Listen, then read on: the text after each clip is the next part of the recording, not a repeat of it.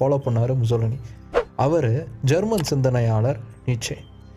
நீட்சேவுடைய ஊபர்மென்ஷ் அப்படிங்கிற ஒரு தத்துவ கொள்கையை தான் ஃபாசிசத்துக்கு அடிப்படையாக முசோலினி வைக்கிறார்.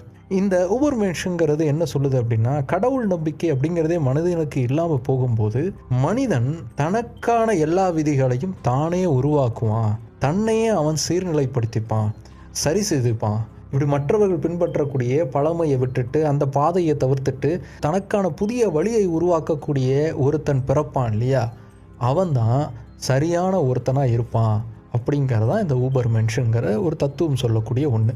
அப்படிப்பட்ட ஒரு தலைவன் உருவாகினதுக்கு அப்புறமா அவன் இட்ட விதிகளை அப்படியே கண்மூடித்தனமாக ஃபாலோ பண்ணுறது தான் ஃபாசிசம். அப்படி ஃபாலோ பண்ணுறவங்க தான் ஃபாசிஸ்ட். இந்த சித்தாந்தத்தை அவர் உருவாக்குனதுக்கான மிக முக்கியமான காரணம், இட்டலியை அவர் ஆட்சி செய்யணும், சர்வ அதிகாரம் கொண்ட ஒருத்தராக ஆட்சி செய்யணும், அவரை தாண்டி எதுவுமே அங்கே நடக்கக்கூடாது.